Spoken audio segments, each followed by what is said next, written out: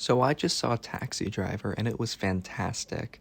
It's about Travis Bickle, a Vietnam War veteran and insomniac who starts working nights as a taxi driver in New York City, and he becomes repulsed by the filth on the streets. He slowly gets driven to insanity by his loneliness and decides he needs to start taking violent action to save the city.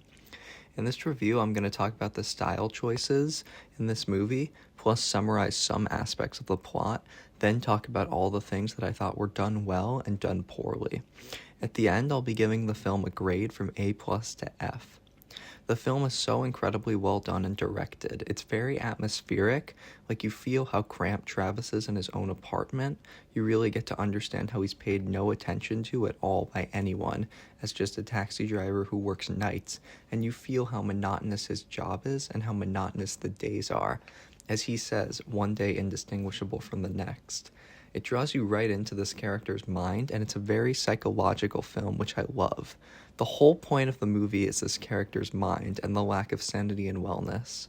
The music's written by Bernard Herrmann, the guy who composed the score for Psycho, and the music in this film is absolutely wonderful. It scores the tone of the film so well, especially in suspenseful scenes. Moving on from the general plot and atmosphere, Robert De Niro.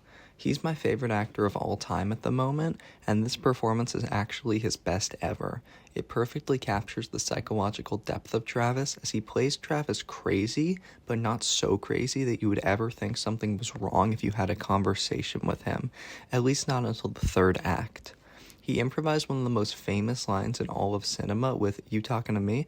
and he drove a cab for 450 hours in 1 month to mentally prepare himself for such a deeply complex performance. I don't understand how the man can go from an Italian gangster in Goodfellas to full-on crazy with that southern accent as Max Cady in Cape Fear to crazy in a totally different way in Taxi Driver. Like, that's just insane how versatile he is. And he plays this role with perfect subtlety of the insanity. That's an important part of it.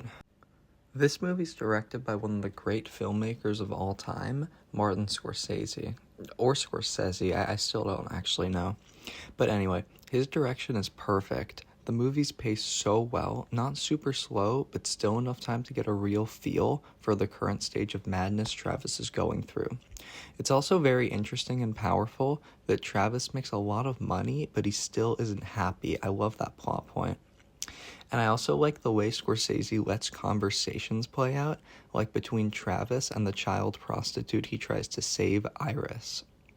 They have a lengthy talk, and you really understand the significance of it, since Scorsese lets the conversation go for like 5 minutes or something instead of just cutting to another scene like most directors probably would. The whole plot point about Travis trying to save Iris is a fantastic one because it gives us more sympathy for the character. It really feels like everything's against Travis in this movie. Like, right when he's socializing with his acquaintances and feeling better, characters like the Martin Scorsese cameo bring him down again. Like, it's a pretty famous scene, but in case you didn't know, Scorsese actually makes one few-minute-long cameo in this hauntingly creepy scene where he's telling Travis about how he's going to kill his wife. And this, in my opinion, is the scene where he's really pushed over the edge, because he just sits in silence and seethes in anger while the Scorsese character laughs at the situation. And at this point, he doesn't have Betsy anymore, the woman who he was dating, because she broke up with him. And he doesn't have any reason to keep accepting this. So he just decides to stand up against the mental abuse by buying guns illegally. And this is where the movie, gets real, you could say. Now, in an amazing scene, he starts taking out his anger on himself. Like, he writes in his diary about how he's done with being subjected to this, and so begins probably the best part of this entire movie. A montage of him working out and getting fit ensues, and when he's done with that, in an iconic scene, he creates a mechanism with a drawer that he conceals in his sleeve so that he can really quickly draw his gun with just a flick of the wrist. He straps a knife to his ankle that he can pull off and use super quickly, and this is all so tense because it foreshadows him doing something terrible, and it starts the main theme of the second act, which is that this whole movie, just the whole movie, feels like it's ticking down to something huge happening at the end. I actually think it's just one of the best decisions Scorsese makes in the whole movie, that he drops the score for this preparation scene. It makes the scene so tense, and it also makes you focus on the setting up of the weapons, which is, an important part of it. It also accentuates the awesome sound design in the scene, like Travis banging the table and the wood echoing when he's using a makeshift hammer to create his quick gun drawing contraption. It's all done so well. The point's made very clear at the start of the film that Travis isn't just a horrible monster, he has feelings just like everyone else. Like, he wants to help people in need when he can, just like everyone else.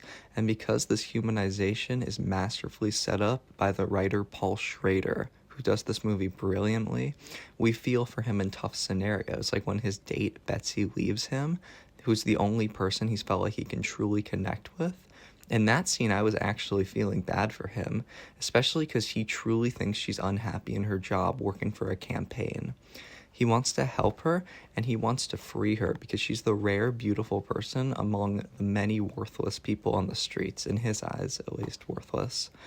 This is, of course, a result of Travis's mind having grown so sensitive to unhappiness and mental illness and PTSD that he's recognizing her unhappiness, which is probably a faulty call, but I just thought him saying that she's unhappy and him saying that about so many other people in this movie is just like hinting that because of the PTSD he has from the Vietnam War, he's accustomed to scanning for that kind of thing in other people.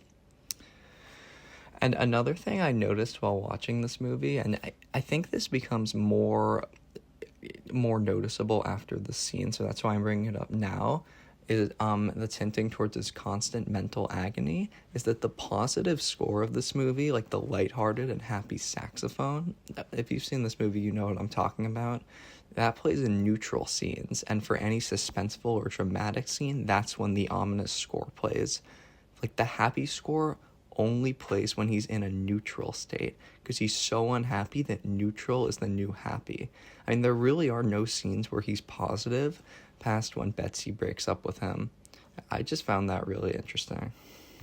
Now, in desperation to free Betsy from this, quote, hell she's living, he says he intends to assassinate the presidential candidate so she can't keep being a campaign worker for him. So he cuts his hair into a mohawk and, like, listen, like, I don't condone assassination attempts at all, but this might be, like, the worst assassination attempt I have ever seen, because he walks up while smiling so, I guess, conspicuously, and he just reaches into his jacket for his .44 Magnum right in front of, like, 5 Secret Service people who were all looking at him. And he somehow escapes them on foot, which, like, would not happen today. But he somehow does that, and he gets into his taxi, now on his way to shoot up the brothel that Iris stays at.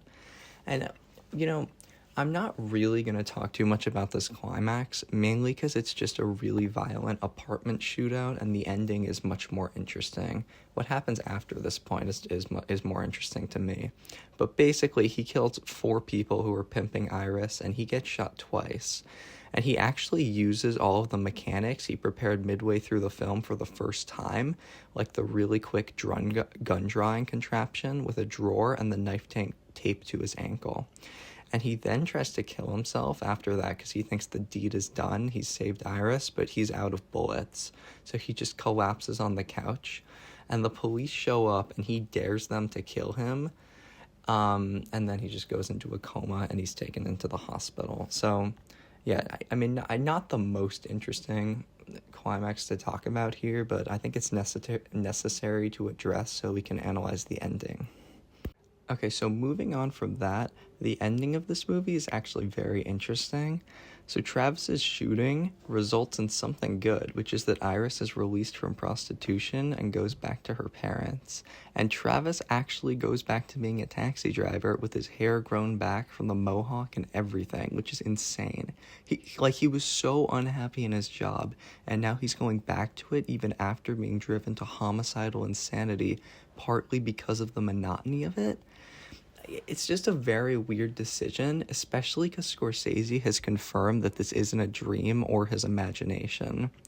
And then Betsy, the woman who left him unhappy and miserable and ignored all his calls after breaking up with him, gets into his cab and he's totally cool with it. Like, no aggression towards her or anything. He's just casual and he's like, "How have you been?"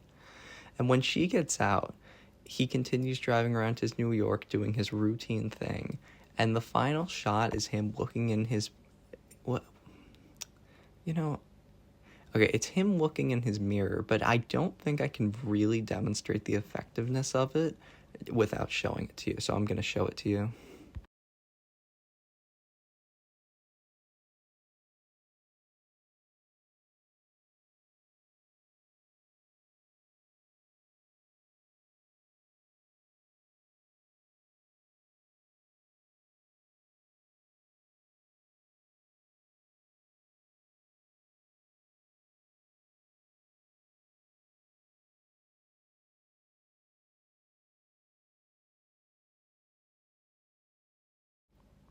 An ambiguous ending.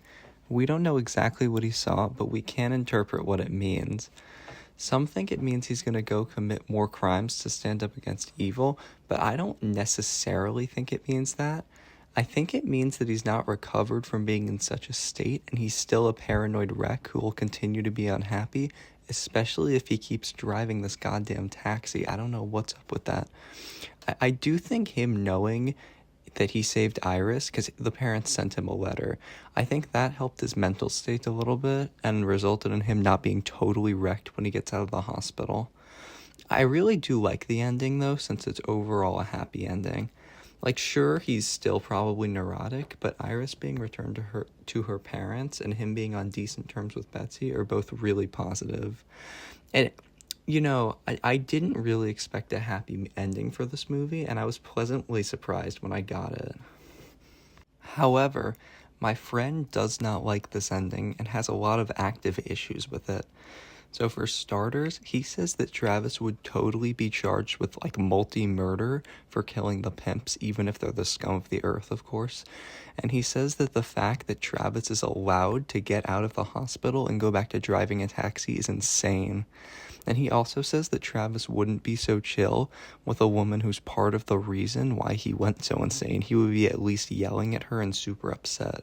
He also says, he has a lot of complaints, that you can't go from just such a deep, disturbed state to that normal right after getting out of the hospital. Because we know it's right out of the hospital because he says to her, "Oh, well, my neck's still a little stiff." So, yeah.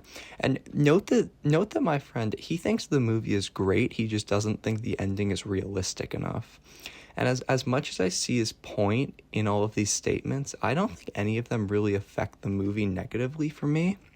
Although I do agree it's kind of ridiculous that when he was released from the hospital, he wasn't put on trial and allowed to, and like, I find it ridiculous that he was just allowed to go back into the same job that affected him so much, but like, whatever, I can buy it. And, maybe the world was just that different in the 70s, who knows? But I would love to hear your thoughts about this ending because it's super controversial for many people. Some people really hate it and some people like it, so. To sum it all up, Taxi Driver is a masterpiece for sure. It's so atmospheric, well shot, well written, and well scored. Everything flows so well, and the depiction of a slow descent into madness just really works. It's truly deserving of all its awards and credit, in my opinion, such as being preserved by the Library of Congress as a significant film in history. De Niro just gives one of the best performances I've ever seen, and he's a truly amazing actor. I mean, seriously. I'm so glad also that a movie as good as this put him on the map and just like some trash thing that he had a good performance in. And the character of Travis Bickle also is so well written by Paul Schrader because it's in a way where you sympathize with him because so much of his rampage against evil comes from his genuine desire to help people. I just find that so interesting. But anyway, if you like this movie, you'll probably like other movies directed by Martin Scorsese, so I'll give you my favorites other than this one to help you out. The Wolf of Wall Street, Shutter Island, Cape Fear, and Goodfellas are movies that I would recommend from him. Those are all super good. Taxi Driver, I think, is his second best movie, at least out of the ones I've seen, just losing to Wolf of Wall Street. Like, that one edges it out. But I think Taxi Driver is one of the best films of all time, and I think it's a really enjoyable film since it's entertaining and so well done.